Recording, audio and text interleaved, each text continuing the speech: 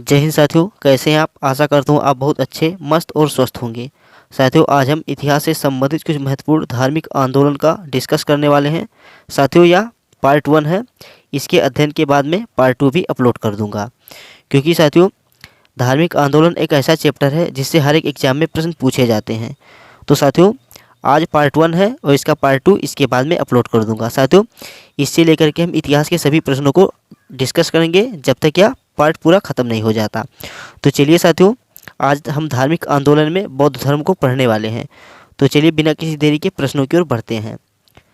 साथियों, स्क्रीन पे आपको दिख रहा होगा धार्मिक आंदोलन। साथियों, 6ठी शताब्दी ईसा पूर्व का समय भारतीय इतिहास में धार्मिक क्रांति का माना जाता है।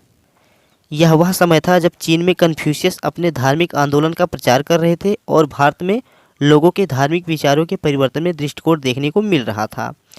तो साथियों, 6ठी शताब्दी ईसा पूर्व का समय भारतीय इतिहास में धार्मिक क्रांति का माना जाता है। साथियों, किसका? तो धार्मिक क्रांति का माना जाता है। इससे संबंधित प्रश्न पूछा जा सकता है कि धार्मिक क्रांति का संबंध कौन सा समय था। तो साथियों, 6ठी शताब्दी ईसा पूर्व था। चलिए अगली स्लाइड की ओर बढ़ते हैं। ऐसे में साथियों, लोगों में ऐसे में धर्म की खोज में जुटे हुए थे जो कि सरल और उच्च स्तरीय हो। साथियों, लोग ऐसे धर्म की खोज में जुटे हुए थे जो कि सरल और उच्च स्तरीय हो। तो इसी समय भारत में महात्मा बुद्ध और महावीर स्वामी के प्रभाव को देखा गया। इन्होंने भारत में चल रही पारंपरिक परंपराओं और अंधविश्वासों का विरोध किया और लोगों के समक्ष बौद्ध धर्म और जैन धर्म को रखा। तो साथियों, यहाँ से बौद्ध धर्म और जैन धर्म की शुरुआत होती है। तो साथियों, आज हम पहले बौद्ध धर्म को पढ़ने वाले हैं। तो चलिए बौद्ध धर्म के बारे में जान लेते हैं। साथियों, हेडिंग है बौद्ध धर्म। तो बौद्ध धर्म के संस्थापक गौतम बुद्ध थे। इन्हें ही लाइट ऑफ एशिया के नाम से भी जाना जाता है। साथियों, इन्हें लाइट ऑफ एशिया भी कहा जाता है। और साथियों, गौतम बुद्ध का जन्म 563 ईसा पूर्व कपिलवस्तु की लुम्बिनी नामक स्थान पर हुआ था। साथियों, 3री शताब्दी ईसा पूर्व अशोक ने इसी स्थान पर बुद्ध की स्मृति में स्तंभ का निर्माण करवाया था। साथियों, किनकी याद में? तो बुद्ध के याद में अशोक ने बुद्ध स्मृति में साथियों स्तंभ का निर्माण करवाया था और वह बौद्ध स्तंभ कहलाया। यह स्तंभ साथियों बौद्ध स्तंभ कहलाया। साथियों, बुद्ध शाक्य वंश से संबंधित थे। साथियों, एग्जाम में बहुत बार प्रश्न पूछा जाता है कि बुद्ध किस वंश से संबंधित थे। तो साथियों, ये शाक्य वंश से संबंधित थे। साथियों, इससे संबंधित जितने प्रश्न बन सकते हैं इन सभी को हम पढ़ने के बाद में लास्ट में इसका एक प्रश्न बना दूंगा जो एग्जाम में पूछे गए प्रश्न हैं। साथियों, जितने भी धर्म आंदोलन यानी धर्म से संबंधित जितने भी प्रश्न पूछे गए हैं उनका मैं वीडियो इन सभी को पढ़ने के बाद में एक अलग से बना दूंगा कि जितने भी प्रश्न इंपॉर्टेंट हैं उनको बाद में हम डिस्कस करेंगे। पहले साथियों, इनके हम कुछ महत्वपूर्ण स्लाइड व हेडिंग के बारे में जान लेते हैं। तो साथियों, बुद्ध शाक्य वंश से संबंधित थे। इनके पिता का नाम शुद्धोधन था। साथियों, इनके पिता का नाम शुद्धोधन था जो कपिलवस्तु के एक छोटे से गणराज्य के प्रधान थे। साथियों, गौतम बुद्ध के बचपन का नाम सिद्धार्थ था। एग्जाम में काफ़ी बार यह भी प्रश्न पूछा गया है कि इनके बचपन का नाम क्या था। साथियों, गौतम बुद्ध के बचपन का नाम सिद्धार्थ था। जन्म के तुरंत बाद ही इनकी माता का देहांत हो गया। साथियों, जन्म के तुरंत ही बाद उनकी माता का देहांत हो गया था, इसलिए इनका पालन पोषण इनकी मौसी प्रजापति गौतमी ने किया। साथियों, एग्जाम में यह भी प्रश्न पूछा जाता है कि गौतम बुद्ध का पालन पोषण किन्हीं ने किया था। तो साथियों, इनकी मौसी थी प्रजापति गौतमी ने, इन्होंने इनका पालन पोषण किया था। इसी कारण ये गौतम कहलाए। साथियों, इसी कारण ये गौतम कहलाए। और नोट है साथियों, इम्पोर्टेंट है इसलिए मैंने इसको नीचे लिख दिया है कि पहली महिला जिसने बौद्ध धर्म को ग्रहण किया था। एग्जाम में बहुत बार प्रश्न पूछा जाता है कि वह पहली महिला कौन थी जिसने सर्वप्रथम बौद्ध धर्म को अपनाया था। तो साथियों, पहली महिला जिसने बौद्ध धर्म को ग्रहण किया था बुद्ध की मौसी प्रजापति गौतमी ही थी। तो काफ़ी इंपॉर्टेंट प्रश्न है साथियों, प्रजापति गौतमी ही ने पहली बार बौद्ध धर्म को ग्रहण किया था। तो साथियों, बहुत बार प्रश्न पूछा गया कि वह पहली महिला कौन है जिसने बौद्ध धर्म को सर्वप्रथम ग्रहण किया था। तो साथियों, प्रजापति गौतमी ही थी। चलिए अगले स्लाइड की ओर बढ़ते हैं।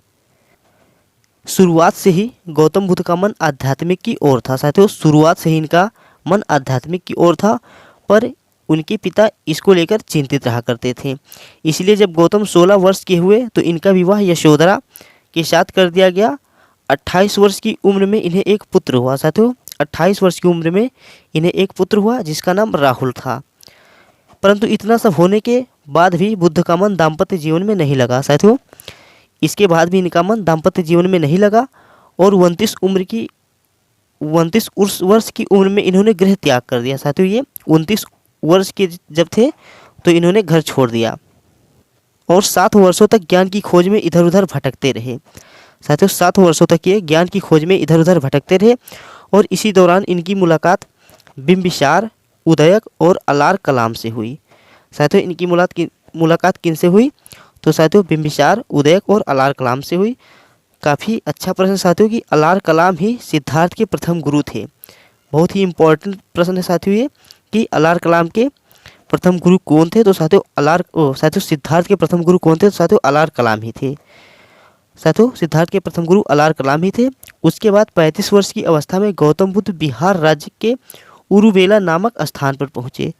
साथियों उसके बाद ये 35 वर्ष की अवस्था में गौतम बुद्ध ने बिहार राज्य के उरुवेला नामक स्थान पर पहुँचे। बाद में उरुवेला बौद्ध गया के नाम से जाना गया। साथियों उरुवेला बाद में किसके नाम से जाना गया? तो साथियों बोध गया के नाम से जाना गया। यहाँ पर ही गौतम बुद्ध ने पीपल के पेड़ के नीचे ज्ञान प्राप्त करने के लिए समाधि लगाई थी और 49वें दिन बुद्ध को ज्ञान की प्राप्ति हुई। तभी से यह पीपल का पेड़ बोधि वृक्ष के नाम से जाना जाता है। ज्ञान प्राप्त करने के बाद सिद्धार्थ बुद्ध कहलाए। साथियों जब इन्हें ज्ञान प्राप्त हुआ तो ये बुद्ध कहलाए। और साथियों बुद्ध धर्म का क्या अर्थ होता है? तो बुद्ध का अर्थ होता है ज्ञान की प्राप्ति। काफ़ी अच्छा प्रश्न साथियों एग्जाम में पूछा भी जा सकता है कि बुद्ध का अर्थ क्या होता है? तो साथियों ज्ञान की प्राप्ति होता है। और साथियों सिद्धार्थ ज्ञान प्राप्त करने के बाद बुद्ध कहलाए थे। इसके बाद महात्मा बुद्ध ने वाराणसी के समीप सारनाथ में अपने 5 ब्राह्मण शिष्य को पहली बार उपदेश दिया। साथियों इन्होंने वाराणसी के समीप सारनाथ में अपने 5 ब्राह्मण शिष्य को पहली बार उपदेश दिया था। साथियों पहली बार जो उपदेश दिया, इस चीज़ को बौद्ध ग्रंथ में धर्म चक्र परिवर्तन कहा गया है।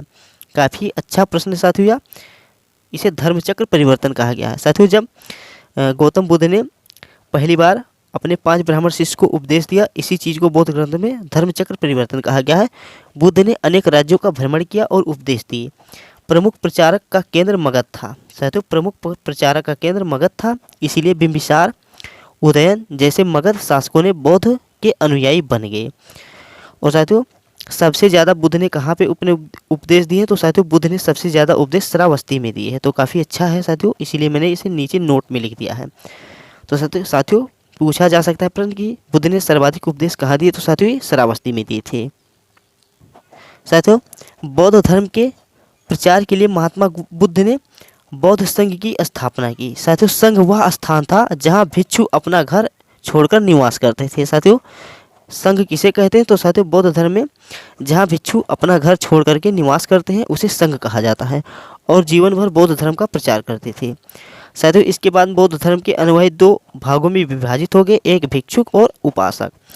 तो साथियों कल हम भिक्षुक के बारे और उपासक के बारे में पढ़ने वाले हैं। बस साथियों आज प्रश्न के स्लाइड यहीं तक थे।